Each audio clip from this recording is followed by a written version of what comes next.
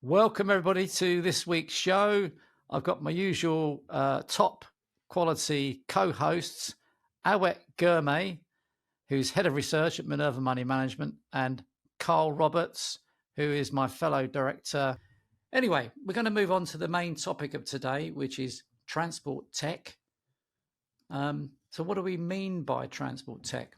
Well, obviously, we can all think of the usual modes of transport, aircraft, cars, trains. It's pretty much the same, but modern innovation, with drones and, what's that called? That tunnel that Musk created. I've forgotten what they're called now, but where trains can be Hyperloop. Hyperloop, where trains can be sucked along by air at 700 miles an hour. Quite amazing. So, and then we've got EVTOLs, this electric vehicle takeoff and landing. I was saying to Carl earlier today that in the future, if we do bother owning a vehicle, it will probably be an EVTOL. It'll be a car that would be capable of flying off if you drive, which I know it sounds like science fiction, but this will be for everybody. So there's some examples of what we mean by transport tech. It's one of the 7 themes of our fund, the YFS Intelligent Wealth Fund. Transport tech. I think it's a subject really worth discussing. So, Carl, over to you. Yeah, I just wanted to put a bit of a story behind this theme, particularly using our recent trip to Omaha in the US to attend the Berkshire Hathaway annual shareholders meeting. Many of our regular listeners will remember a podcast we've done about this a few weeks back.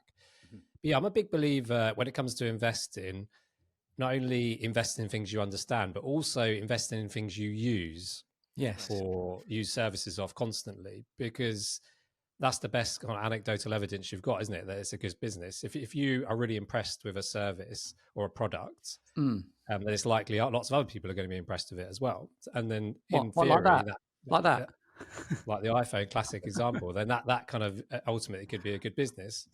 So yeah, on the story. So, but when we attended Omaha in the US, our first experience with transport was a bit of a disaster. Airplane, a bit. American Airlines was absolutely kind of shocking service, huge delays. It feels like airline travel has just not moved on last kind of 30, 40 years.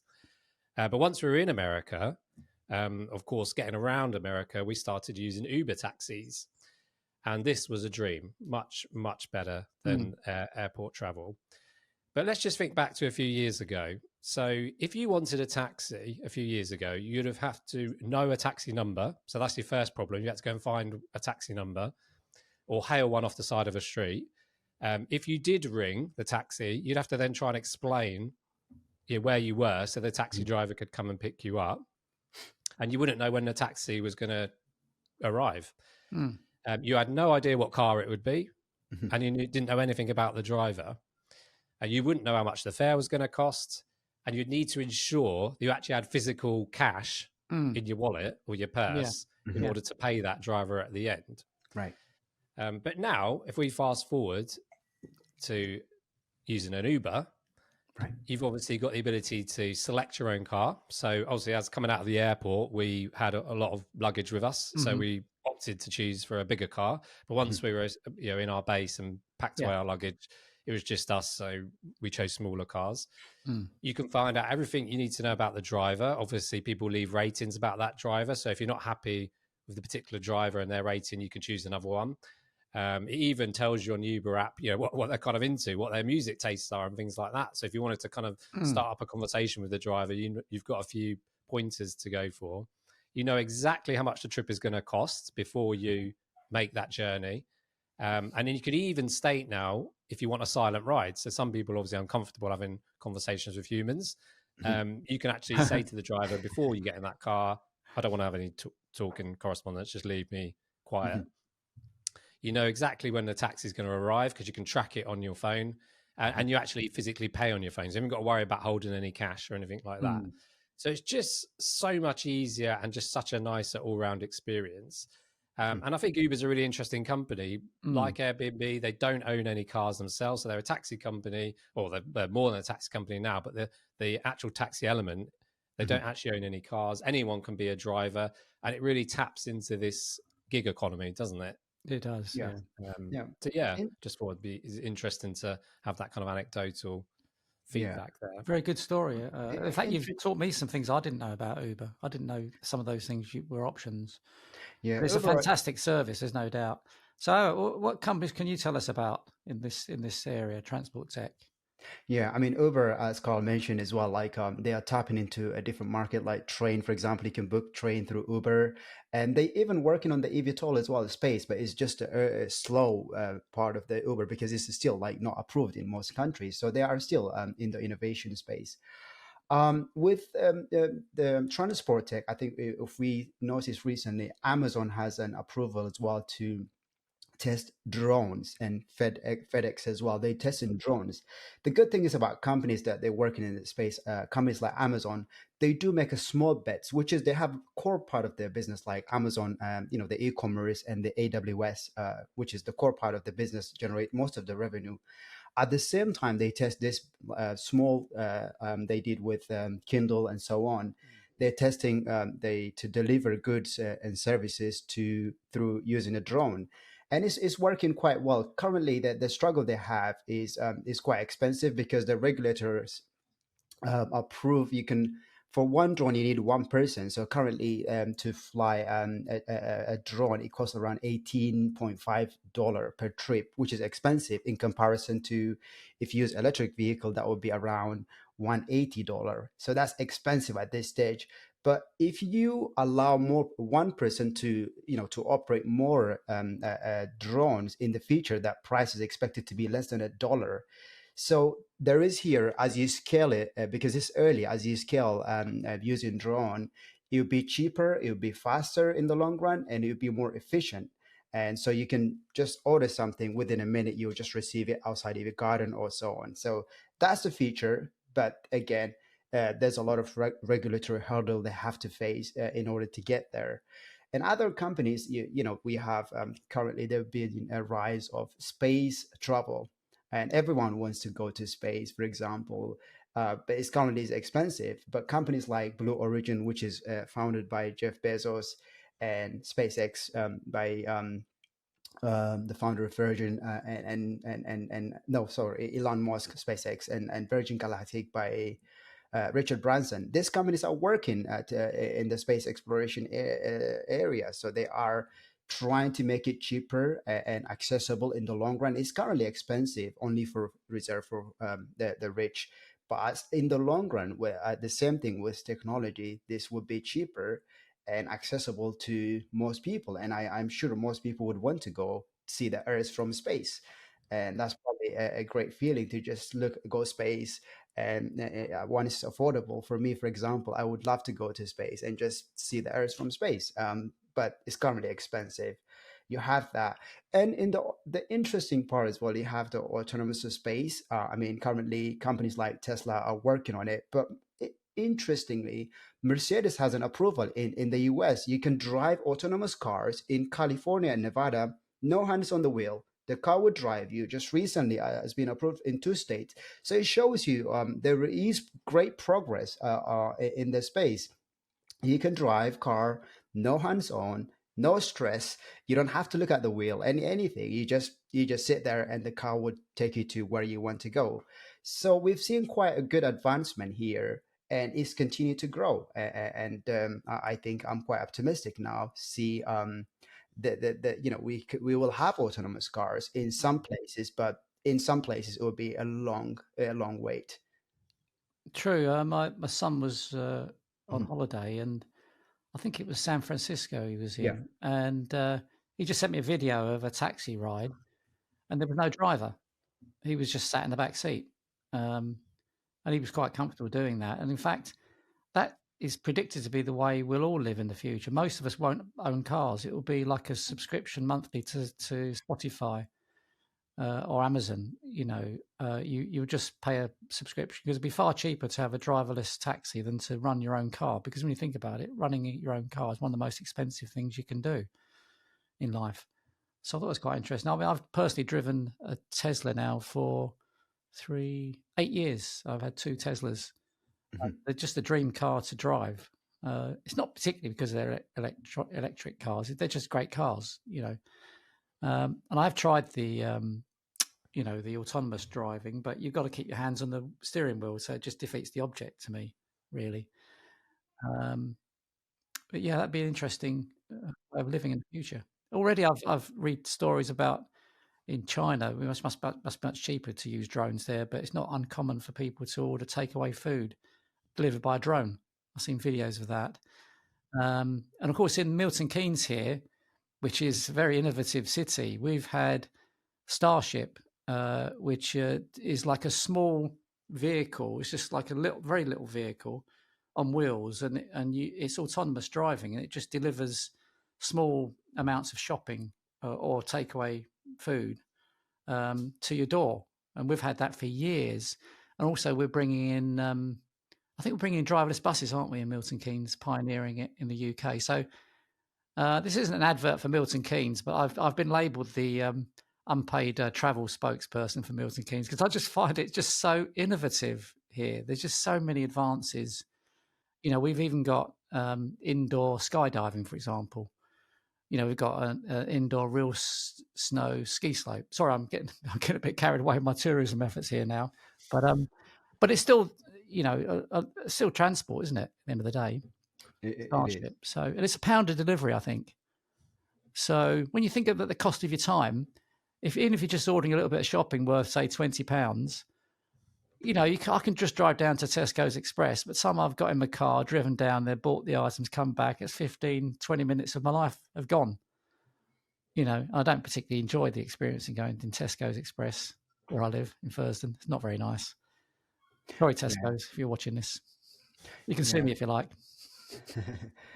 Yeah, I mean, driverless car are I mean, they tend to be amazing. The key thing is you find is I mean, the car is driven by cameras and sensors and so on. There's a lot of complexity, and the key thing is if there's a power cut or the internet connection disconnect. I mean, the problem you have is how this car would operate and so on in terms of accident. There are a few, I mean, question is that's raised because it's new. We don't really know exactly. We haven't tested it.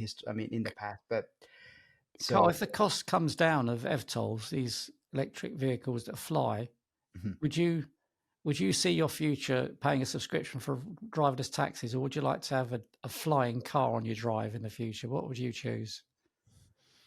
I don't mind either, to be honest with you. I'm not a massive fan of driving. I'm just one of these people that, for me, it gets me from A to B. So the sooner they can bring in driverless cars, the better, really. I'm quite happy to sit in the back and be flown somewhere, so I can concentrate on doing other things. Some people just love the thrill of driving. I've just never been that kind of person. I'm the same. I agree, totally agree. Well, I love Tesla. If you've got to drive a car, drive a Tesla. But apart from that, I think it's a waste of time, really. You just don't want to be wasting your time driving, do you?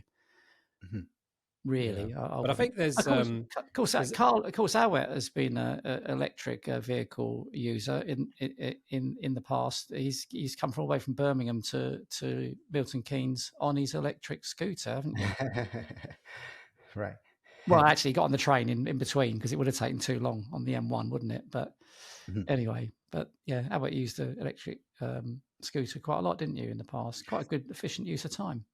It does. I think electric scooter is great way, but what I see is people tend to abandon them, throw them somewhere. I don't like that. So, but it is great overall. Yeah.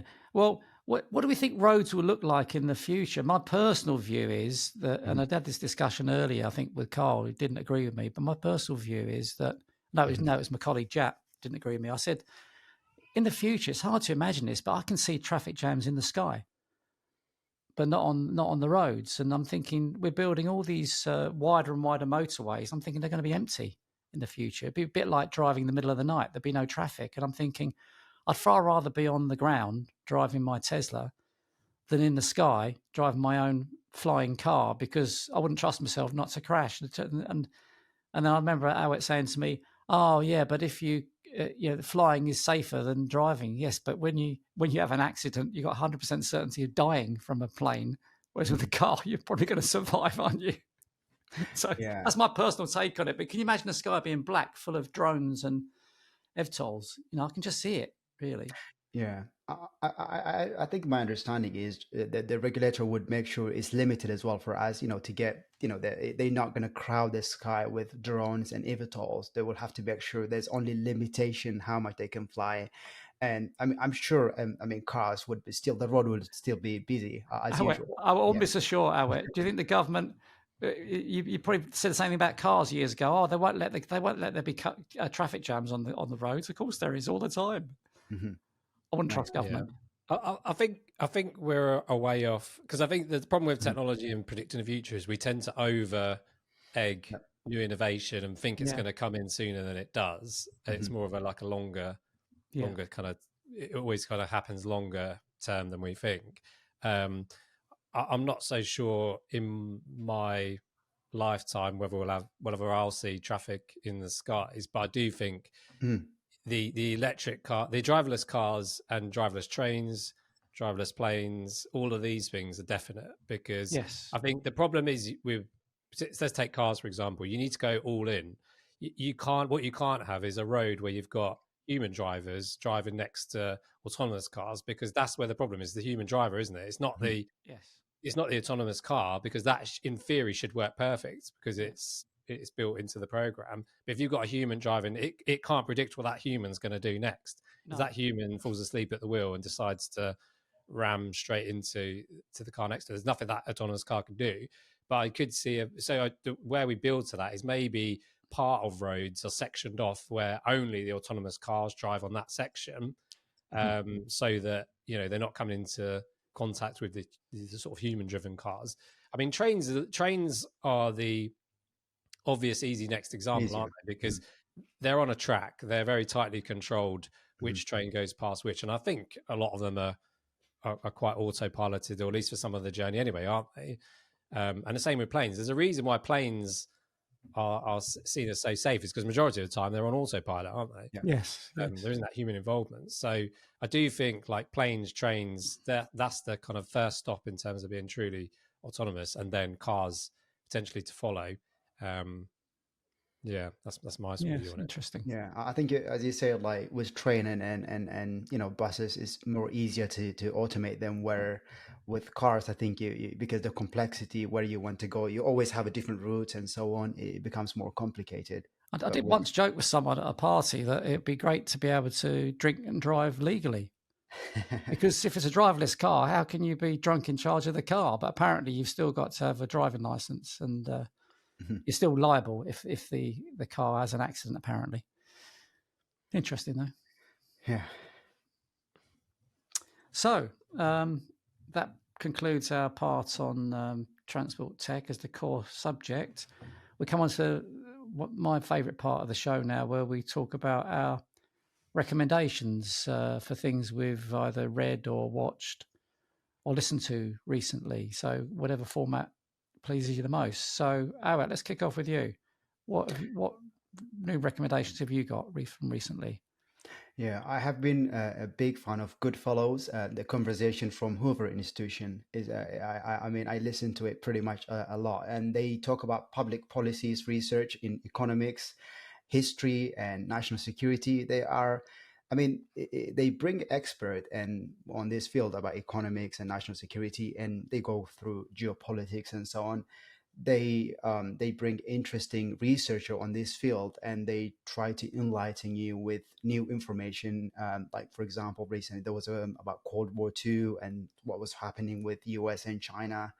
And they just give you more information about what's going on in the world and what's going on in Ukraine based on history, because history is is always a guide, even though it's not accurate, but it gives us a guide where we will get into. So yeah, I'm a big fan of Hoover Institution. They bring great economists as well, like Milton Friedman. Historically, there's a podcast that's about them in the past, and so it's a great podcast to listen to. While you've been watching something cerebral like Goodfellows, I've been watching Rush Hour 1, 2, and 3.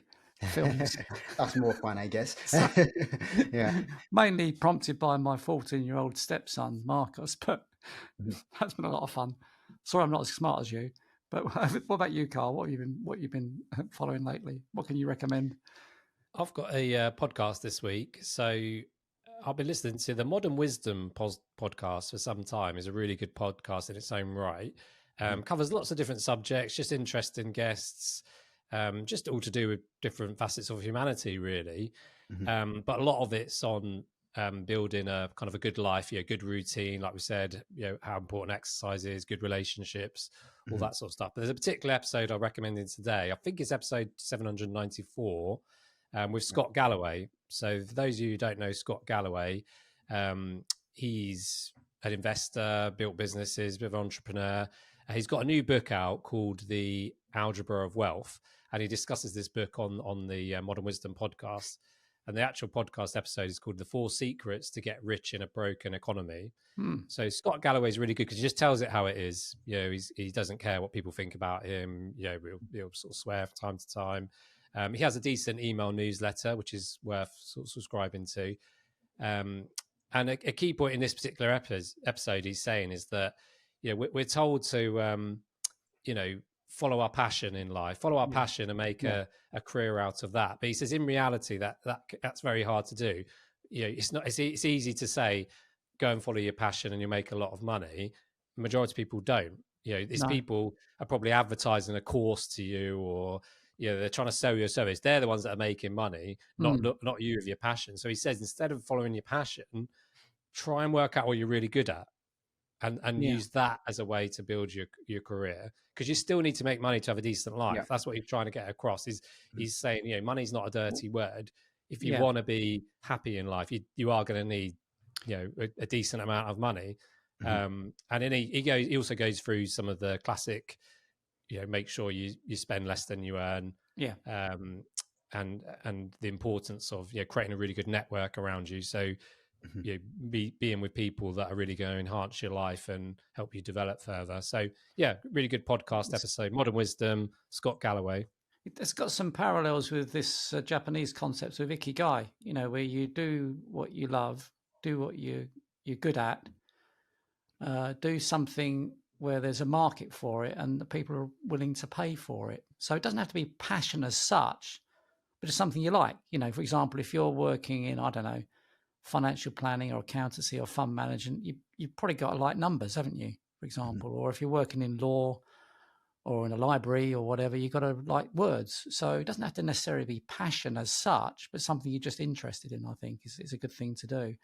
A book I haven't finished reading yet, but I've started reading it. It's called The Art of Quality Investing.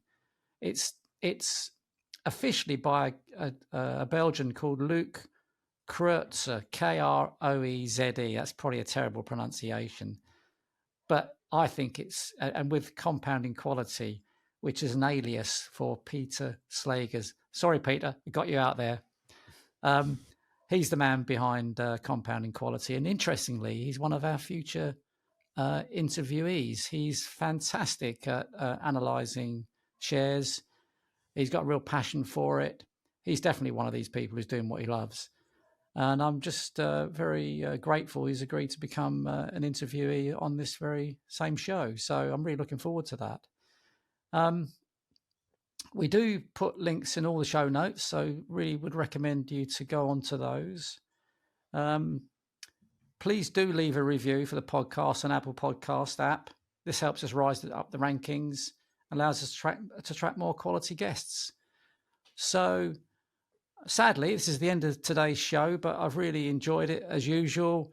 And my two co-producers have been really fantastic as well. So thanks to you, Awet and Carl. And very much look forward to the next episode.